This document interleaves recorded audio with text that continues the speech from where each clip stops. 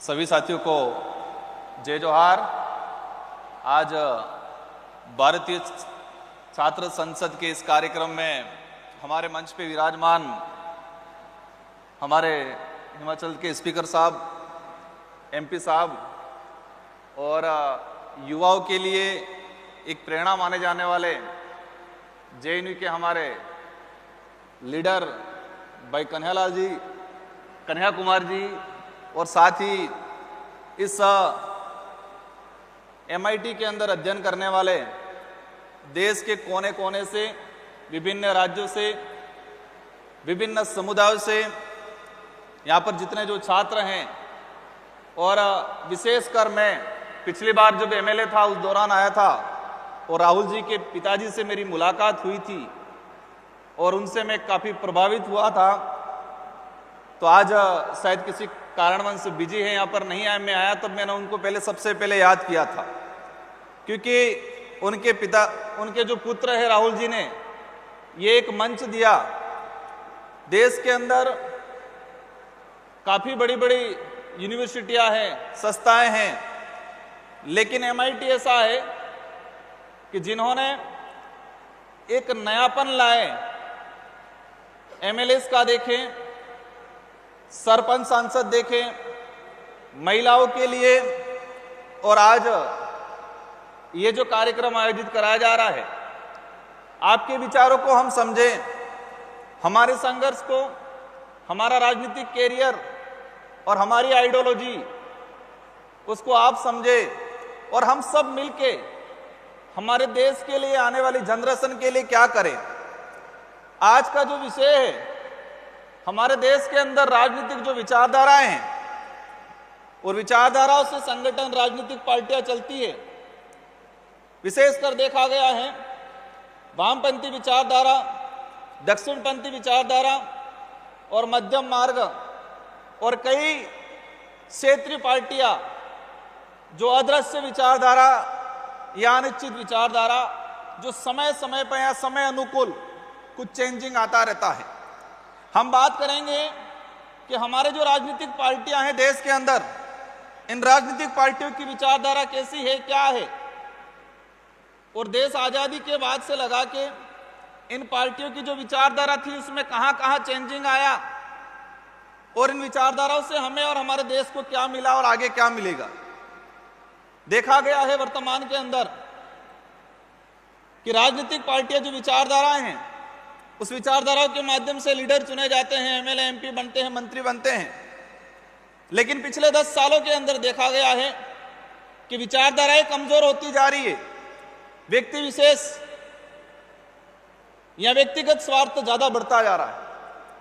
देखा गया है, आपने सबने देखा है कि जिस व्यक्ति ने अपना पूरा कैरियर या मान लो 20-25 साल किसी पार्टी के राजनीतिक विचारधारा से आगे बढ़ा और कब पता नहीं किधर चले जाते हैं, तो देखा गया है विशेषकर अभी पिछले 5-10 सालों के अंदर कि विचारधारा डाउन होती जा रही है, व्यक्तिगत स्वार्थ ज्यादा बढ़ता जा रहा है, और ये चीजें हमारे देश को, आने वाली पीढ़ियों को, आने वाले भविष्य को कमजोर करेगी।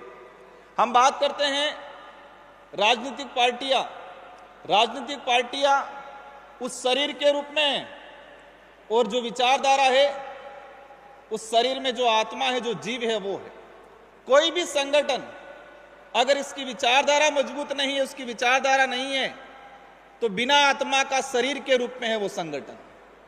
इसलिए देश के अंदर हम वामपंथी या दक्षिणपंथी की बात करें, मुख्य रूप से वामपंथी विचारधारा चाहते हैं कि देश के गरीब तबका, देश का दलित, पिछड़ा, आदिवासी समुदाय आगे आए, देश के अंदर समानता हो, पूंजीवादी कम हो, एक सामाजिक सद्भावना और धर्म और जाति विशेष को लेकर एक जो भेदभाव या जो जहर उगला जा रहा है, उसके विरोध में काम करती है।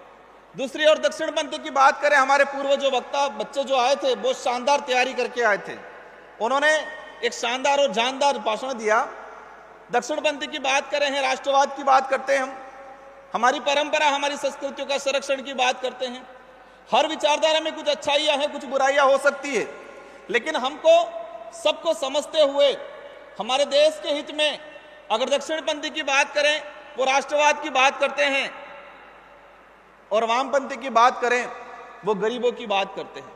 राष्ट्रवाद का निर्माण तब तक नहीं हो सकता है जब तक हमारे देश का आम गरीब का विकास नहीं होगा। उस आम गरीब को, आम दलित को, जो आदिवासी समुदाय जो जंगलों में रहता है, जिसको मूलभूत सुविधाओं से वंचित रहता है, अगर उसका डेवलप नहीं कर पाते हैं, उसको मजबूत नहीं कर पाते हैं, तब तक हमारे राष्ट्र का निर्माण करना या राष्ट्र को मजबूत करने की कल्पना पूरी नहीं हो सकती। इसलिए हमारा देश उस दिन मजबूत होगा, हमारा देश उस दिन विश्व गुरु पूर्ण रूप से माना जाएगा, जिस दिन हमारा देश का प्रत्येक पिछड़ा दलित आदिवासी जो जंगलों में, जो पहाड़ों में आज 2 वक्त की रोटी के लिए तरसता है, अच्छी एजुकेशन के लिए तरसता है, अपने इलाज के लिए तरसता है, उन लोगों तक हमने सुविधा पहुंचा के उनको अगर मजबूत नहीं किया, तब तक हमारा देश मजबूत नहीं हो पाएगा। हमें भविष्य में ऐसी नौबत नहीं लानी है कि विदेश या कई दूसरे देशों के हमारे राष्ट्रपति जी या प्रधानमंत्री जी आए और हमें हमारे देश की गरीबी छुपाने के लिए पर्दा लगाना पड़े, हमें हमारे देश की कमजोरी छुपाने के लिए हमें कुछ पर्दा डालना पड़े। ऐसी नौबत नहीं आए, इसलिए हमारे देश का जो पिछड़ा वर्ग है, हमारे देश की जो युवा है, उनके लिए हमें कुछ करने की जरूरत है। मुझे उम्मीद है कि संस्था में पढ़ने वाले जितने जो बालक बालिकाएं, बच्चे हैं, आप आने वाले समय में इस देश का भविष्य बनने वाले हो। और मेरा भी संघर्ष देखें, आपने देखा होगा एक छोटी सी पिक्चर के माध्यम से, और मुझे सौभाग्य मिला राजस्थान विधानसभा में पिछली बार 2018 में जो मैं जीता था, राजस्थान के अंदर सबसे कम युवा था, सबसे कम एज का युवा था मैं। और जब मैं शुरुआत में गया 200 एमएलए, मुझे डर था। डर इस बात का था, जब मैंने पहली बार जाके देखा 200 में से सबसे कम एज का, और मुझे तब पता चला जब मेरा शपथ ग्रहण हुआ उस दिन, तो एक डर था कि यार मैं सबसे कम एज में आ गया हूं। और आप यकीन नहीं करोगे, जब मैं पहली बार चुनाव लड़ा था, आज तो मैं नेता की ड्रेस में आया हूं, लेकिन जब पहली बार चुनाव लड़ा था, विधायक बना था, मैं टी शर्ट और जींस पैंट के ही चुनाव लड़ा था और जीत के भी गया था। कोई साधन नहीं थे हमारे पास, कोई धन दौलत नहीं था। आप यकीन नहीं मानोगे, हमने शुरुआत में बाइक पे प्रचार किया, एक मोटरसाइकिल पे प्रचार किया हमने, लेकिन हमारी विचारधारा मजबूत थी, हमारा संकल्प मजबूत था। हमने हमारा जो संघर्ष था युवाओं के लिए, गरीबों के लिए, आदिवासी समुदाय के हक अधिकारों को लेके, तो मैं ये कहानी इसलिए बता रहा हूं कि आपको अपना लक्ष्य हासिल करने में आपकी गरीबी कहीं बाधक नहीं आएगी। आ सकती है कुछ हद तक राजनीतिक उपलब्धियां प्राप्त करने में, लेकिन अगर आपने ठान लिया है कि मुझे कुछ कर गुजरना है, आपने ये ठाना है कि मुझे गरीबों का, इस देश के युवाओं का, आने वाली पीढ़ियों के लिए कुछ कर गुजरना है, और ठानने के बाद उस दिशा में आप रात दिन काम करते हो, मेहनत करते हो, तो आपको उस लक्ष्य तक जाने में कोई नहीं रोक पाएगा। कहा जाता है युवाओं के लिए, हम भी कहते हैं युवाओं को आगे आना चाहिए, लेकिन युवाओं को आगे आने में काफी परेशानियां आती है, कई चीजों का सामना करना पड़ता है। मैं इस मंच से इस बात को ज्यादा साझा नहीं करना चाहूंगा, लेकिन एक बात और बोलना चाहूंगा। जब मैं भी कॉलेज में पढ़ता था, आप भी पढ़ते होंगे, कई बच्चे ऐसे जो इस संस्था से हैं, बाहर घूम रहे होंगे, वो एक अंदर से एक माहौल बन रहा होगा, यार क्या है ये चीज, क्योंकि देश के अंदर ये मैसेज फैला रखा है, आज भी है, थोड़ी बहुत गिरावट हुई है बात अलग है, राजनीतिक गंदी है, ये सुनने में आता है अधिकतर कि राजनीतिक गंदी होती है, और उसी बात को हमारे युवा ये समझते हैं, हाँ राजनीतिक गंदी है, और राजनीतिक से दूर रहते हैं। आप अध्ययन कर रहे हो, वहां पर भी पॉलिटिक्स हो रही है, आप समाज में कुछ प्रतिनिधित्व कर रहे हो, समाज का कुछ मुद्दे को लेके, युवाओं को मुद्दों को लेके आगे कर रहे हो, वो भी पॉलिटिक्स है। पॉलिटिक्स से कोई गंदी नहीं होती। कई अंबेडकर जी ने विशेषकर कहा है, उसके अलावा कई लोगों ने कहा है कि राजनीतिक वहां सत्ता की चाबी है, राजनीतिक वह सत्ता की जो कुंजी है, जो आपके अधिकारों का ताले खोलने का काम करती है। इसलिए आप सबको ये मन में रखना है कि राजनीतिक गंदी नहीं है, युवाओं को राजनीतिक में आने की सख्त जरूरत है, और विशेषकर पढ़े लिखे युवाओं को। लेकिन राजनीतिक में तब आ पाएंगे कि अपन ग्राउंड पे जाएंगे, धरातल पे जाएंगे। हम यहां बैठ के, एजुकेशन भी जरूरी है, लेकिन एजुकेशन के बाद आपको कुछ समय आपके फील्ड में देना है, उस गरीब की पीड़ा को समझना है। हमने पार्लियामेंट में बैठ के, यहाँ सदन में, विधानसभा में बैठ के जो योजना लागू कर दी है, उस गरीब को उस योजना का प्राप्त करने के लिए कितने पापड़ बेलने पड़ रहे हैं, उस बात को समझना पड़ेगा। जाके उनकी पीड़ाओं को समझना पड़ेगा, उनकी जरूरतों को समझना पड़ेगा, उनकी भावनाओं को समझना पड़ेगा, और फिर हम राजनीतिक में कदम रखेंगे तो आप कभी असफल नहीं होंगे।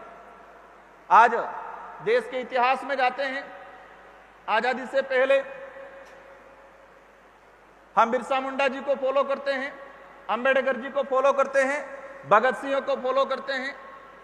तो इनका जो जीवन काल रहा है, या देश के अंदर ऐसे जिन्होंने इस देश को आजादी कराई है, आजादी कराने में मुख्य भूमिका निभाई है, तो इसमें युवाओं की संख्या ज्यादा मिलेगी। तो देश को आजाद कराने में युवाओं की मुख्य भूमिका रही है, तो इस देश को मजबूत बनाने में भी युवाओं की मुख्य भूमिका होनी चाहिए, और हम सब की जिम्मेदारी है। आना पड़ेगा। एक 100 अलग चले, देश की हकीकत कुछ और है, यह मानना पड़ेगा। मैं किसी पे कटाक्ष नहीं कर रहा हूं, लेकिन देश की हकीकत कुछ और है। आज देश में गरीबी का आंकड़ा देखा जाए, कई ऐसे रिसर्च रिपोर्ट, ऑथेंटिक जो चीजें हैं, उसका देखा जाए तो आज 50% से ज्यादा ग्रामीण इलाके में गरीबी है। अगर गवर्नमेंट वो स्कीम बंद कर दे तो आज भी कई परिवार ऐसे जो 2 वक्त की रोटी के लिए तरसते हैं। इसलिए आप सभी से मेरा अनुरोध है, और विशेषकर ये आयोजन कराने वाले MIT के सारे, विशेषकर राहुल जी को और उनसे जुड़ी हुई सारी टीम को, कि समय समय पर आप इस तरह से आयोजन कराते रहे। अलग अलग आइडियोलॉजी वाले, अलग अलग क्षेत्र के लोगों को बुलाएं, हमें भी बुलाएं, और हम भी कुछ सीख के जाएंगे। और हमारी जो बात है, हमारे जो विचार हैं, हमारे जो उद्देश्य है, वो आपके बीच में रख के जाएंगे। और इस देश को बचाने में विचारधारा भले कुछ भी हो, लेकिन लक्ष्य एक ही होना चाहिए कि इस देश का गरीब व्यक्ति मजबूत बने। इस देश के अंदर जो कुरीतियां हैं, धार्मिक विविधता है, वही हमारे देश को मजबूत बनाती है। लेकिन धार्मिकता के आधार पे देश में नफरत नहीं फैलनी चाहिए। सांस्कृतिक विविधता है, वही हमारे देश को मजबूत बनाती है, लेकिन सांस्कृतिक और जातिवाद के हिसाब से नफरत नहीं फैलनी चाहिए। अपनी अपनी आइडियोलॉजी, अपनी अपनी धार्मिक पूजा पद्धति, अपने अपने कल्चर होना चाहिए, लेकिन हमें सामने वाले का भी सम्मान करना है, उसकी संस्कृति, उसके धर्म का भी सम्मान करना है। ये भावना आएगी, ये देश मजबूत बनेगा। इन्हीं शब्दों के साथ पुनः पूरी टीम को और सारे जो मेंबर्स हैं, हमारे जो मुख्य अतिथि चेयरमैन साहब, आप सभी का आभार, और सारे युवा साथियों को। मुझे कई बार पूछते हैं कि आपका एजुकेशन या आपके आइडल कौन रहे, तो मेरे इस कैरियर के अंदर देखा गया है कि मेरी वो यूनिवर्सिटी है, वो संघर्ष की यूनिवर्सिटी है, और मेरा आइडल भी मेरा संघर्ष ज्यादा रहा, ऐसा लगा मुझे, क्योंकि जीवन में संघर्ष किया बहुत कुछ, और वही संघर्ष आज इस मुकाम तक पूरे देश के अंदर, संसद के अंदर, मुझे पूरे देश के आदिवासी समुदाय, दलित, पिछड़े युवाओं, आप सबकी आवाज रखने का, आप सबकी आवाज बनने का अवसर मिला। और इस उम्र में मुझे 2 बार विधायक और 1 बार सांसद बनने का अवसर मिला। तो मैं मेरे निर्वाचन क्षेत्र की जनता को, आप सबकी तरफ से, इस मंच की ओर से मैं धन्यवाद देना चाहूंगा। और मैं कोशिश करूंगा कि मेरे निर्वाचन क्षेत्र के साथ साथ आप सबकी, पूरे देश की गरीबों की, दलितों की, पिछड़ों की, आदिवासियों की, आने वाले भविष्य की आवाज बनो। इन्हीं शब्दों के साथ धन्यवाद, आभार। जय जोहार, जय संविधान, जय भारत।